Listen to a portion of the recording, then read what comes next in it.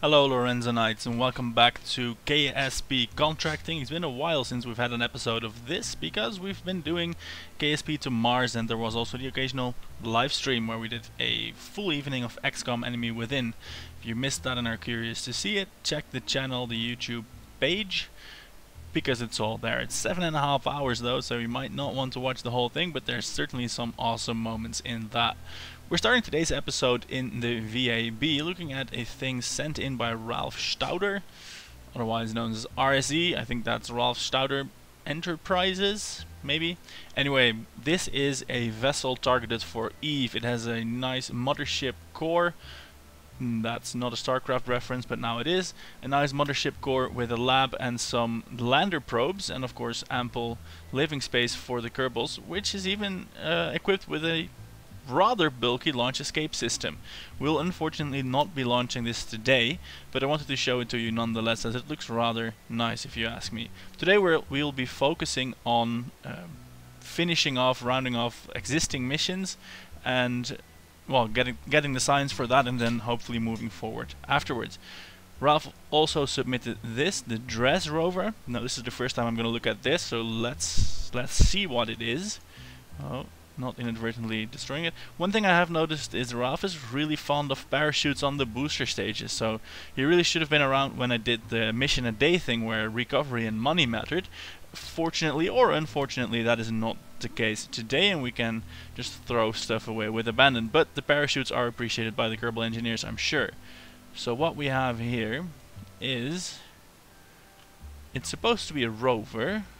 There's lots of solar panels. Oh, and this is the rover here. I was thinking that maybe the whole thing here was it, but this is the ship. Wow. Oh, I get it now. This whole thing lands, and then the rover drops out from it. That's really rather neat. Cool. So this is targeted to Dres. That's pretty amazing. I wonder, the rover, it does not have science in and of itself. Oh, but it has a command seat. That's fun times to be had. I'm really liking the compactness of this, and it has lights, it has a seat, it has everything it needs really. So what we're going to do, we're definitely going to play with this, but not today. Today we are going to get Kerbals home and rescue science, hopefully. And we'll be making heavy use of the Kerbal alarm clock. And let's see, our rescue probe is nearing a maneuver node in 23 days, so we are going to pay attention to that. And the Duna to Kerbin return launch window for the Duna crew happens not for a while yet, a year and 350 days that is.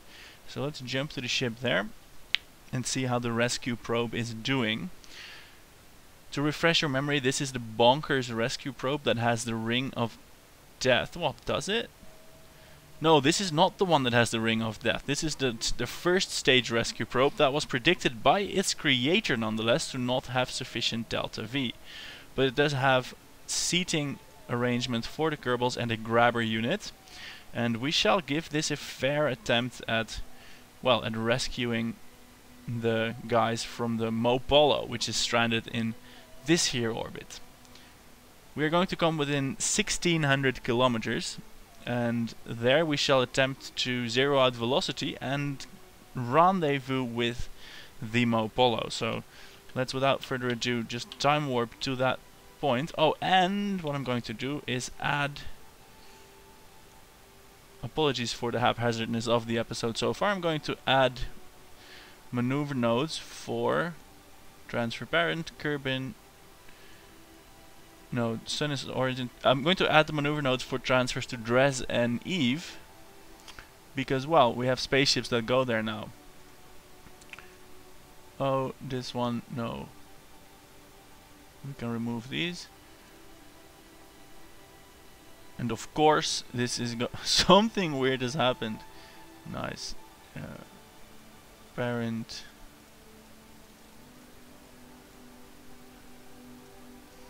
Dress. Of course, after all my saying that we would do these before, we would do these after recovering the Kerbals, the windows of course happen much earlier than this. So we're going to throw them away immediately, and we will use the next window, because I'm going to stick to my word and bring these people home first. Not in the least, because we also need the Kerbals that are out here to send to these destinations. We only have 3 more Kerbals in the astronaut program, and that is not sufficient. So let's see, we are currently at a distance of 46,000 kilometers, and that is changing really rather rapidly. So let's remove the time warp completely, set this to target relative mode, and there we find that we need 6.6 kilometers per second of delta V to even to completely get rid of the relative velocity. Now this may seem like an inordinate amount, but it's about the same as capturing around Moho and circularizing to a very low orbit. With the exception that, of course, we don't have the Oberth effect to take advantage of. So it will be a little bit more than it was around Moho. And I'm gonna go ahead and hope that we can at least make that one way, because otherwise this mission was completely wasted. So we're at 6,000 kilometers separation. Now I'm going to start the burn. And now it's basically a very, very long waiting game. I will cut that out of the video and tell you how far we did get. So see you either after 6.5 kilometers per second or after the tanks are dry. Well, against all expectations, it does seem as though we're going to make it. And by make it, I of course don't mean get the Kerbals back home safely, but make this one target relative speed reducing burn.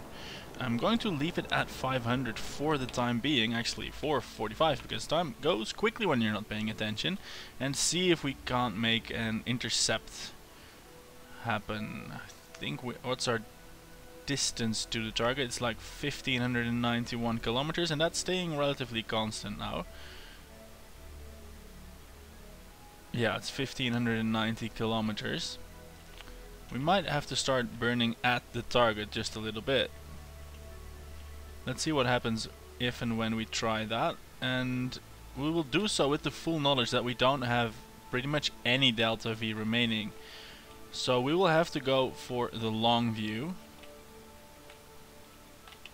and like burn pretty much in this direction.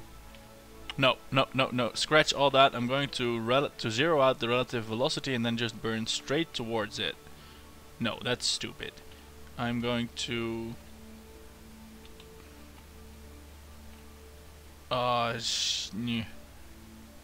yeah, I'm going to zero out the speed and then burn towards it, because we're in an orbit around the sun and low amounts of impulse should not be affected by the gravity overly much. So that's 400, and I'm expecting to run out of fuel literally any second. Yeah, I could watch the exact amounts, in fact I will. There we go, we have 30 units remaining, and that will be dreadfully low to actually enact any actual rendezvous. Look at that, we are at 22 meters per second of relative velocity, which is positively mind-bendingly low, and we have an equally low amount of delta V remaining. So yeah, I am going to try to get a intercept going. We still do have full tanks of RCS, and technically it would have been more efficient to burn that first, but they are traditionally a last-ditch effort, so we're burning them last. Also, this bit of the ship does come off. Unfortunately, the RCS tanks are also on there, so we can't detach this big hunk of useless metal and not take it along on the RCS trip. But well, let's see this on the map view. Let's start burning and see what that does to these intersects. 9,000 kilometers.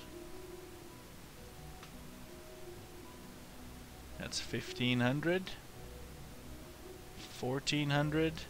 I want the closest approach of at least, like, I don't know, less than 100 so I can see it.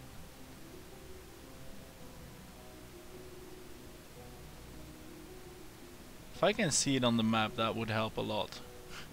I mean, not on the map, but if I can see it in the flight scene, then I can steer towards it. This is a scarily... oh, the fuel is almost gone. We're gonna have to do the rest with RCS, and I'm not convinced we have that amount of... yeah, there's that. Ooh, the RCS actually does quite a lot. How much of that? Ooh, we have... oh, not loads. I was looking at the electric charge. We have some RCS. we are probably going to make a high-speed flyby of the target. Let's increase the time acceleration just a bit, because otherwise this RCS burn will also take forever, and that is, well, not the point. Look at that.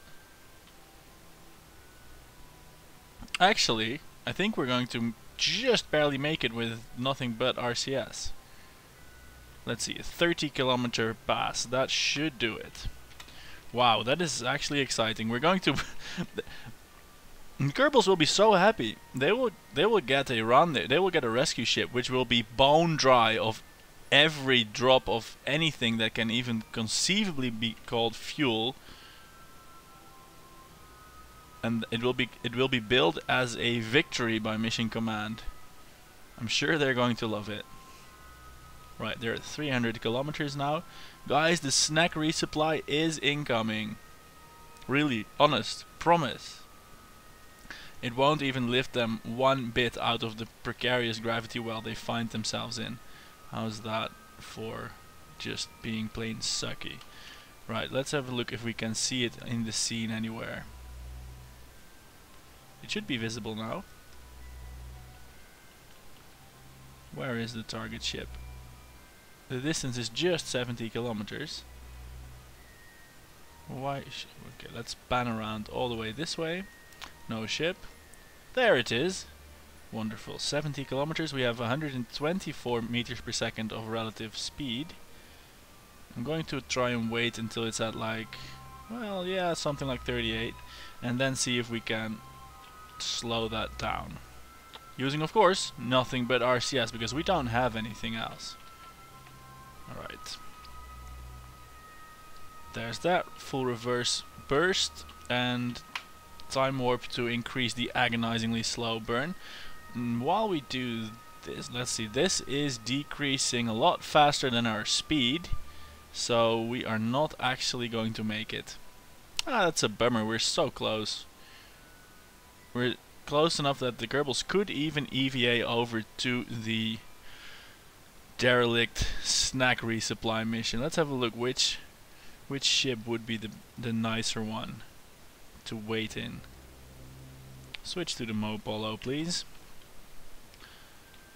Now this doesn't look dreadfully nice to live in, but EVAing over two Kerbals isn't my idea of a fun time either. So they're going to we're going to imagine that the robots will hurl the snacks over to them. I'm going to switch back to the rescue probe and rename it something like "Don't Rendezvous with Me," because, well, I can just imagine sending the next mission and accidentally rendezvousing with the rescue probe instead. It doesn't seem to let me target it, so let's do that through the Space Center. Sorry Bob, sorry Jeremy, you have all the science, but there's no one coming with anything more than one snack bar. No fuel, no thrusters, nothing. So let's rename that rescue probe, which failed rather spectacularly in its assigned task. Can we rename that from here? No, well, let's fly it then.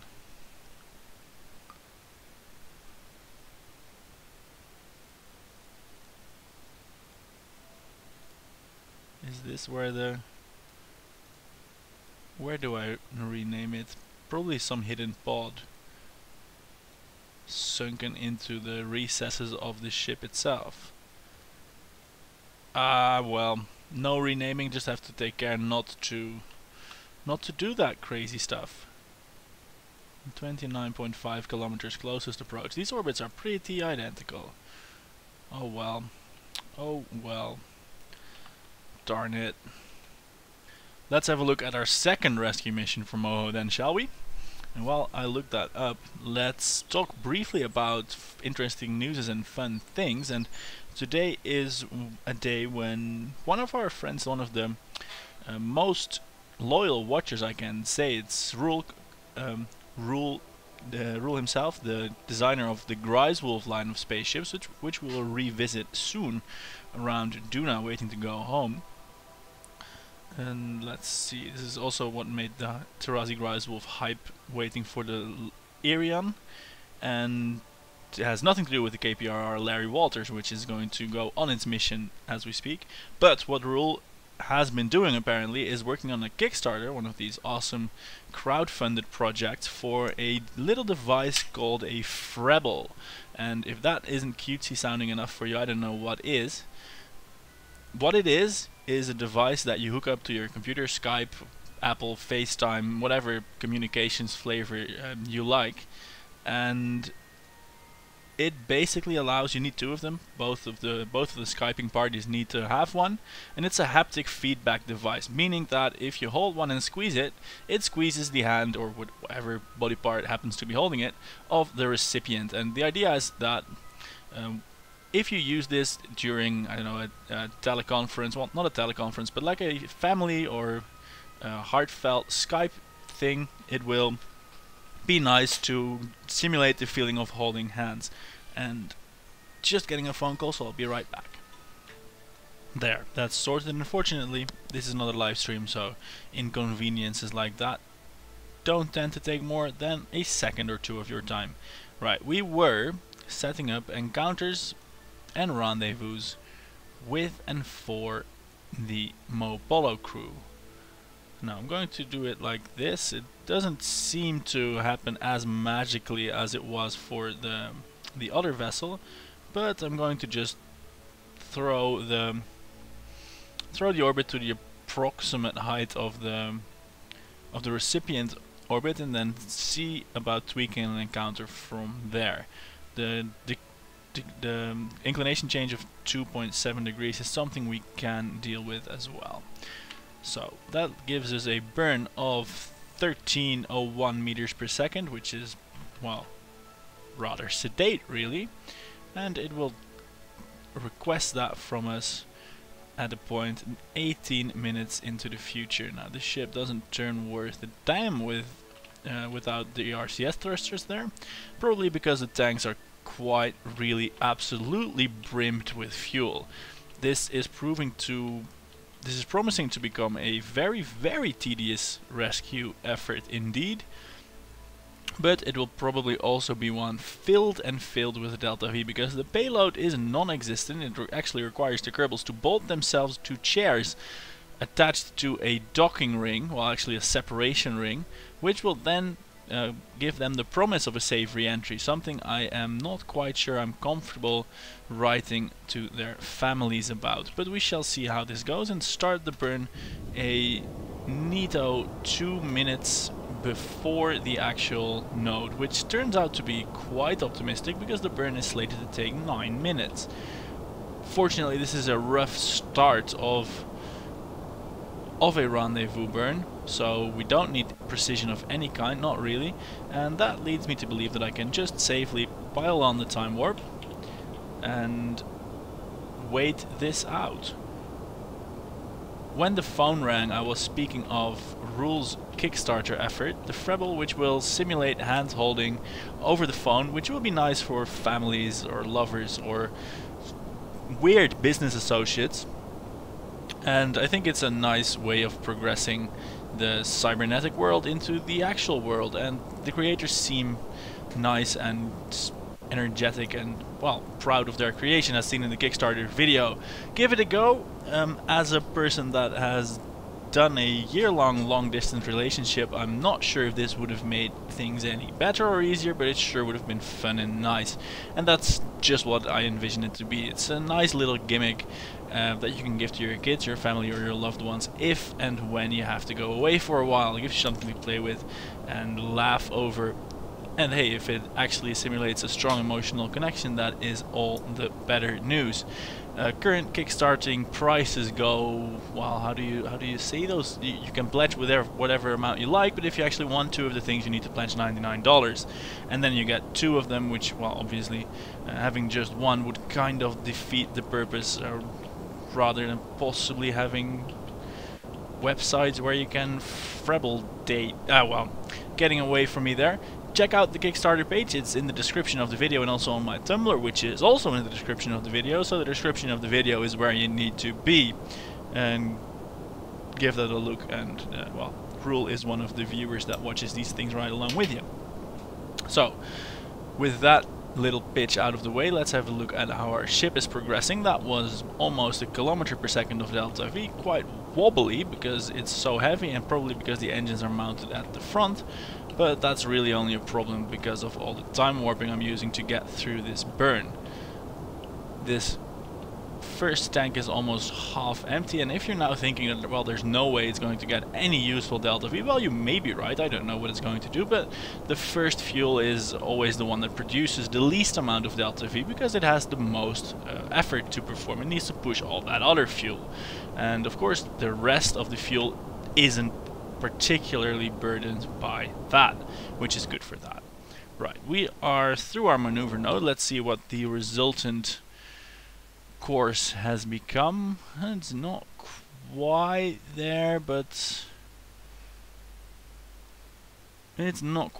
but we will correct that from the ascending node, and we shall do so immediately, sticking with the theme of not leaving missions to cook overly long. So let's time warp over there and take care of business.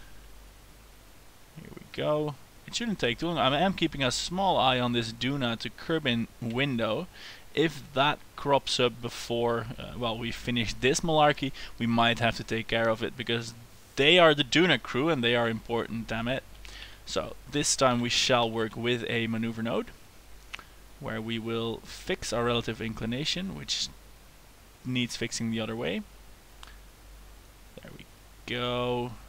There we go. There we go, for real. Look, that seems fixed. And we shall reduce our orbit just a trifle so that it's actually on the other orbit that will, well, that will actually allow us to make a rendezvous from there. It's just 478 meters per second, which, well, is really cheap for a plane change maneuver, so I am happy with that. Less happy with the monopropellant usage because this thing is still a beast to maneuver, but hopefully things will work out in that fashion. Well, we need to keep an eye on this tank because there will be no outward sign of its depletion, but when it does deplete, obviously we need to get rid of it to, well, prevent us from towing it along needlessly. Right, so let's fast forward 3 days to the maneuver node. We want to do this one relatively precise just because it is the inclination and this is our only shot of getting it absolutely perfect. So, and relatively precise means that a 45-minute deviation is completely fine. We don't worry about that. So pile on the time warp again for this 400 meters per second. That will still take about 30 seconds, and I don't currently have a joke or a nice anecdote or a interesting news piled up, so I was considering just skipping over it, but now I've talked through half of it already because 30 seconds really isn't that long a time. Consider what you could do in 30 seconds. You could probably run up and down a flight of stairs, provided the flight of stairs is not actually that long, because 30 seconds is quite short. And also depends on your running speed. If you're not that fit, it might take you longer to run up the stairs, and if you're clumsy you might trip and fall, which would lead you to get down the stairs really quick, but not in such a nice way. And with that, we have achieved the burn. And now from the periapsis, let us attempt to rig something of an encounter node. Look, it's actually quite easy, I think, because of the massive differences in period. Is it actually easy, or am I just talking out of my ass? Yeah, this is what we need. We need this node to run over the other one.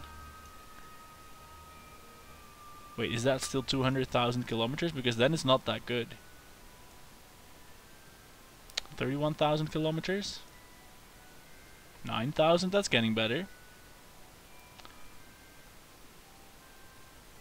116? That's not getting better. 13,000? I have a feeling we need to ballpark this and then inch our way toward a nicer encounter just by burning whilst looking at the map view.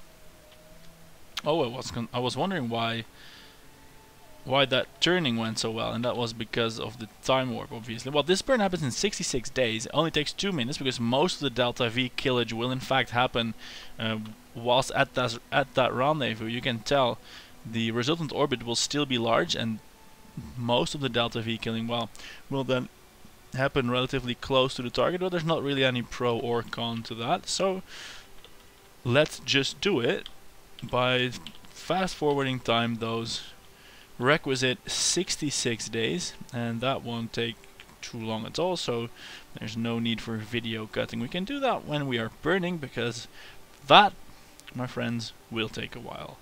Or rather, this one won't, so we can have another 30 oh shit.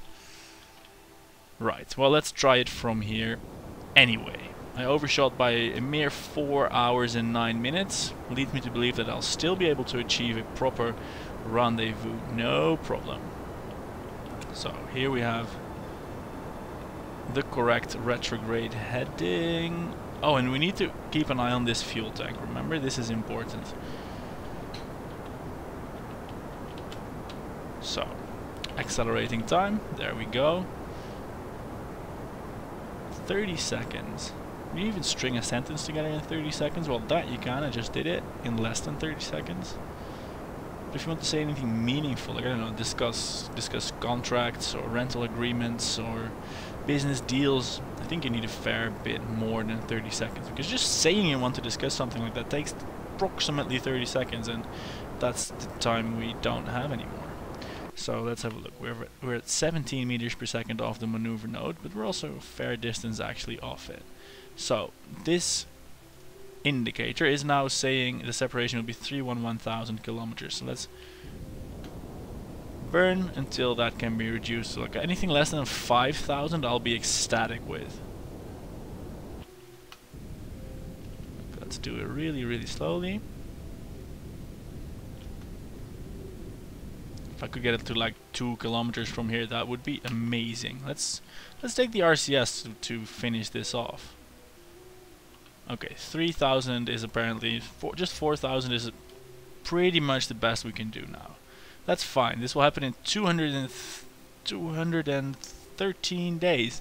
That's still within the timeline for the Duna rescue, but only just. So let us time warp all the way over there. Oh, the Larry Walters is categorized as a rover. That's funny, because nobody told the, well, let's not call them widows just yet. Nobody told the family of these Kerbals that they would be taken home by a rover, and I don't think that this counts as a rover. This is more like a sausage machine of pure death. Right. We have a separation of 4,000 kilometers here and a separation of 600,000 there. A relative speed currently of just under 20 kilometers per second, but that will reduce as the ships draw together. It's 19 days out now. Let's see, we are rendezvousing with the Mo Polo. Let's just verify that that is our target. No, we can just see that because the rescue probe is going to pass the rendezvous point now. And the Mo Polo is in, it's just going to do so now. And our relative speed today is much less than it was with the snack vessel. It's only a relatively sedate 3,300 meters per second, which we shall start burning for about now. I think that will take about 15 minutes. That seems reasonable. So, hey, even our attitude is perfect immediately. So let's fire up the engines and see about shaving off that velocity. And this will take a while. This is the longest burn so far, but I'm gonna say it's worth it because, hey, it's our Kerbals that need rescuing. Our monopropellant is more than half gone, which on the one hand is worrying because, well, it's nice to have, but as soon as this like heavy ungainly tail falls off, that, well, might not be as big a problem as it is today. We will have squeezed, let me recap, we got 1,300 meters per second, twice 800, so that's like 2,200 meters per second. And now we already did just about half a kilometer per second. So we got about 3 kilometers per second from just this tank. This one is going to give us, well, not twice as much, but more. And then we have these side tanks that are also full of fuel. So I think together this will easily give twice that. So when this drops, we have at least 6. I'm pretty hopeful for the future, so Let's now detach this tank just as soon as it reaches empty status, so decouple by. So now we're a lot smaller, and yes, this is draining from the large tank first. 2.5 kilometers per second to go, and now I'm out of things to say, so I'm going to skip over that. And there we are, the last 700 meters per second of target relative velocity. We are still 4,000 kilometers away. This marker is going berserk. So let's trim this down to, oh what the hell, just trim it down to 0 and see about making a approach then. In the last try it only took about 100 meters per second, which should be well within the capabilities of this mission. So I'm just about preparing to reduce the time warp. Let's do so now. And that means we should be able to aim the ship just a little bit better. The big central fuel tank we're now hugging is at about half capacity, and well, we have no direct delta V readouts, but I think this vessel should be capable of it, because the last drags of fuel will go really far, because apart from tank engines and very small peripherals, there's really no payload whatsoever. And these are the chairs that will need to seat the Kerbals. I'm completely terrified by that prospect. No room for snacks, no houses, just Kerbals in an EVA suit clutching their research paperwork, waiting to be parachuted to Earth, to Kerbin, apologies, and that is just terrifying. Right. So we are now looking at a intersect of 1,300 kilometers, but in a distant future. So we shall attempt to rotate this heavy nuclear machinery and accelerate that rendezvous just ever so slightly. And we shall do so by the tried and proven method of map view burning. Here we go, that is now currently sitting at, well, something less than 1,300, just 700 kilometers now. And I'm trying to steer as well, just 700 kilometers now. 500, 4, 3, 2, 1. Ooh, this is getting scary close. 65 is apparently pretty much the best we can do from here. That's a 0.3 degree inclination. Oh well. We will work with 65 gladly. That is no problem whatsoever. So, let us fast forward time to that point. It's 3 days from now. And that will reduce our current separation of, let me see that, Mopolo, 4,000 kilometers to just 65. And that's a relative good time for 3 days. If those were Earth days, that'd be about feasible driving speed, including sleeping breaks. But these are Kerbin days and they are only 8 hours long, so it's really rather impressive driving speed. Anyway, we should be in visual range, more or less. Let's see if that's actually the case. Yes, visual range should be here. Also, need to hurry up with the... Sorry about that. Hurry up with the maneuvering, because otherwise we're going to miss the window. So, tried and proven method. Zero out the speed, and then pile on the speed in the correct direction. It'll be about 100 meters per second, I think. And this process is rather tedious, let's face it. So I'm going to cut out the whole rendezvous maneuver, especially because it shouldn't be interesting. Just point, shoot, and stop while we're near, because this will be an EVA mission. There's no fancy docking or assembly required. So just blink your eyes and be right back when we're near the other ship. And there we are. 370 meters from the Mopolo. Also, I was looking at this rescue device and I still have no idea what I'm supposed to do. I mean, if I fire this, I think the pod with this parachute will fly off. Now there's also parachutes here, but if this wasn't necessary, then why would this be here? If I fire this, the rest of the ship will disappear. That's probably a good idea. So when the time comes, I think I'm gonna fire this one first, but damn, it will be scary. Anyway, first things first, let's see if the Kerbals can even sit in it. So let us grab Jeremy Kerman, who will make the journey first, and then when it's safe to actually traverse, when he determines a seat is actually available. No, I want to set the Larry Walters as target. That's apparently very difficult. Oh, there it is. Look. And when he determines the seat is actually quite possible, then Bob will grab the science and, well, take a position next to Jeremy on this nuclear pile of joy. And then what happens is up for anyone's guess. So I'll show you the whole journey of Jeremy. Nice alliteration there, Jeremy's journey. And then if that proves safe for Kerbal occupation, we will send over Bob, and that will be cut out, because this episode is running quite long already. I think it might have to be a posteriori dedicated to the Moho rescue effort, with the Duna return backseated for another episode, otherwise it will be very long. So let's see if he can he board. Oh, what? That worked. Oh, he's strapped in good. His head is inside the spaceship. Oh, damn it. This is super terrifying. Okay, let's send over Bob. EVA, wave goodbye to the Mo Polo. It has served you well. Take the data before you're out of range. And activate your jetpack, man. Stop floating around so lazily. It's the Larry Walters you're heading, and he is almost there already. There we have it. Bob is also on board. Both of these guys seated in the command seats, and now we have to find a way to get them home. How do we unset the target? Unset the target, and now of course the target becomes Kerbin. Set the target for that. And let's try and build a maneuver node that will end us. That will end, well, not one that will end us, if possible. That will end with a intersection of that planet's orbital path.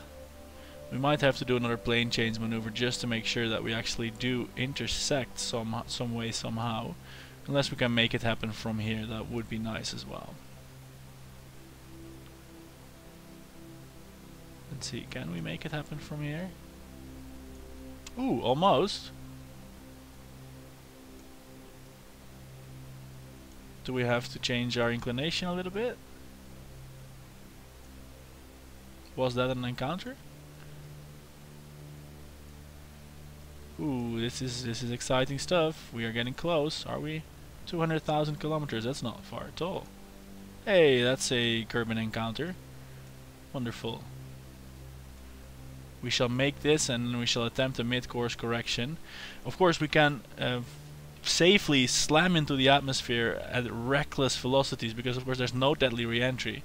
We just need to hit it really fast and somehow open the parachute so the Kerbals don't fall out of the... Would there be a maximum acceleration for seated Kerbals? That they fly out of the command seat? That would be a problem. I hope not. There's nothing we can do about it now. But time warp forward 19 days and perform that burn. So there we go, just 1 hour and 45 minutes remaining for a 9-minute duration burn. I'm completely confident that we have that in our fuel tanks. So with another mid-course correction that will, well, actually plunges into Kerbin's atmosphere, we should be all set for going home. Now this is another long burn, so see you on the other side of it. And there we are on the other side of this burn. The big tank has now run out. We are working off the small tanks here, so even though we are probably going to make it, it will be a close thing with the fuel. Fortunately, that doesn't really matter. Oh wait, I think I'm already exceeding. Oh, what? I think I overshot the burn, because maybe those few hours did matter in this direction, but let's just fix that at the ascending node. We'll plan our most awesome course correction ever and reacquire that encounter. There we go.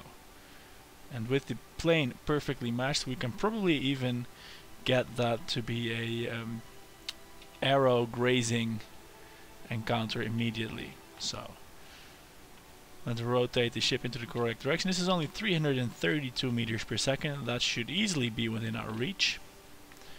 But we will be paying a little bit closer attention to the progression of the burn than I did this time, because, well, wasting Delta V still won't do.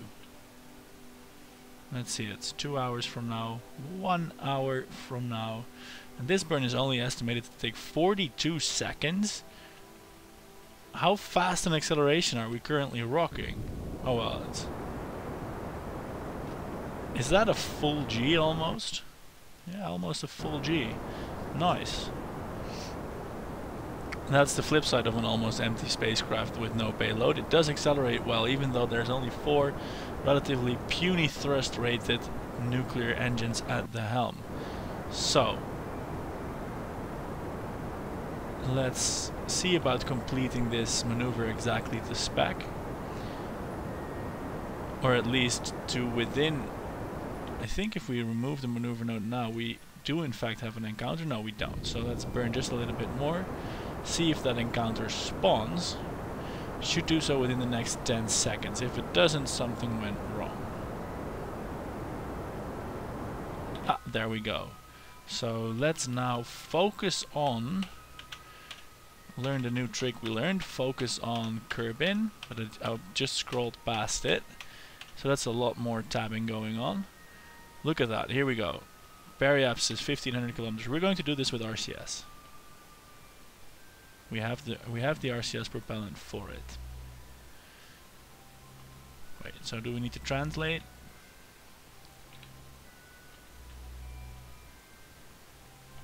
Go forward or backwards?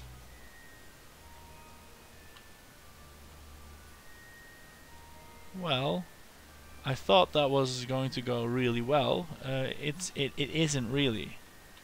This will reduce it, this will increase it.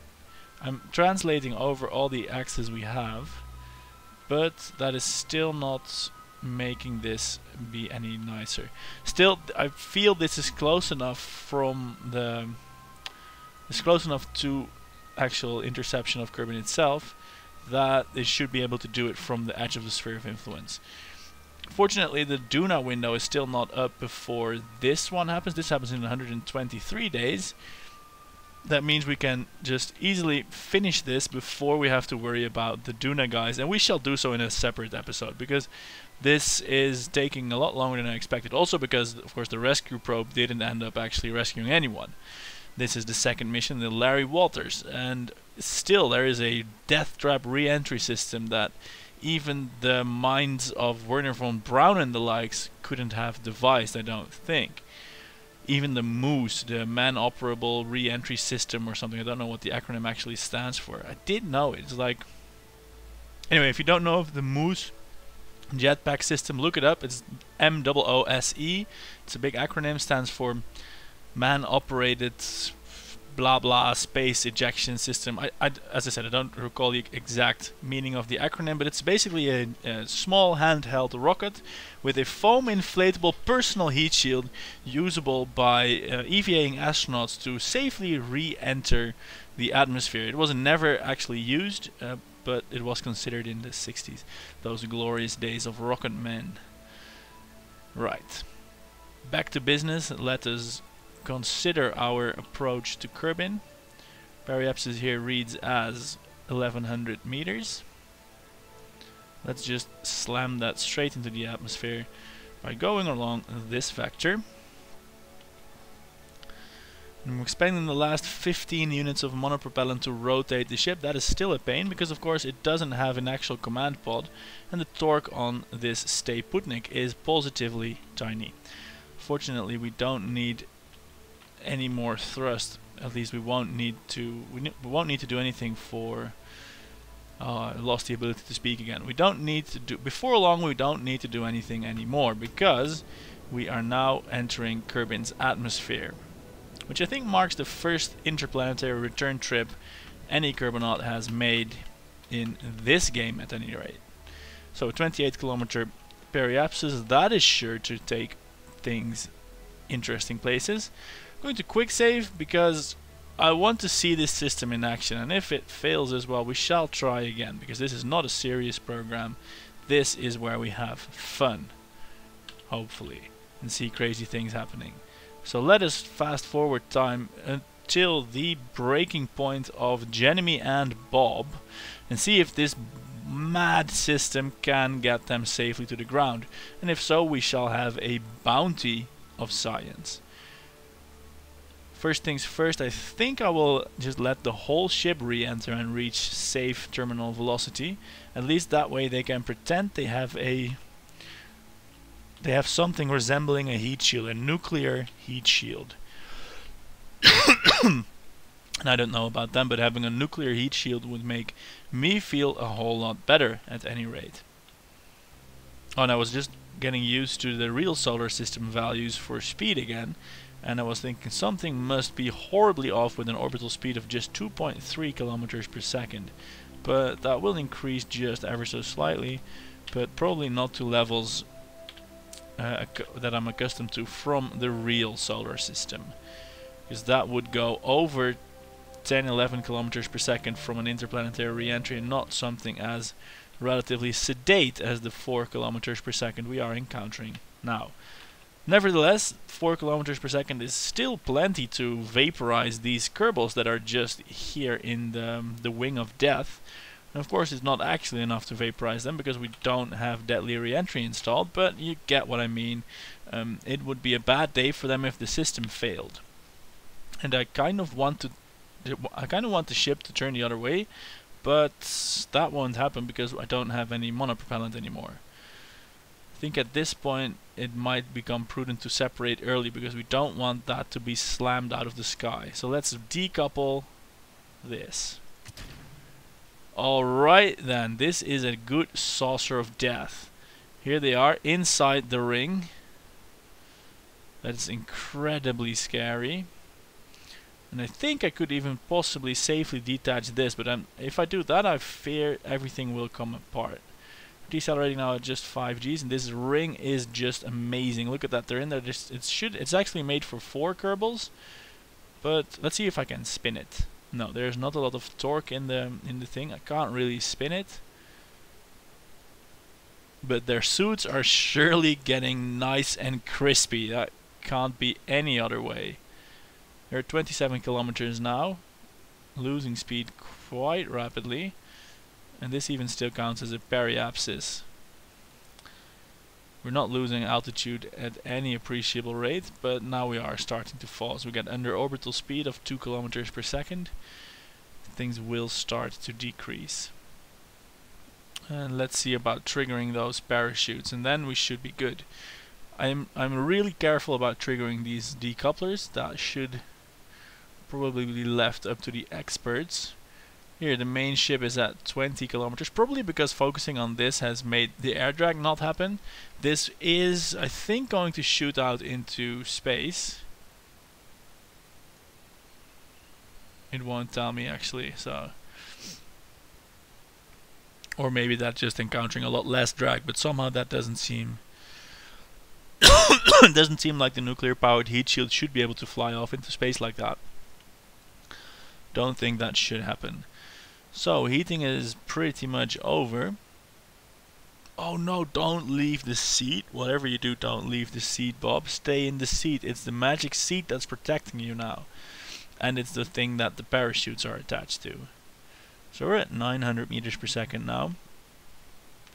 Surprisingly, the G-forces never really did get very high. I was expecting them to, but that didn't happen.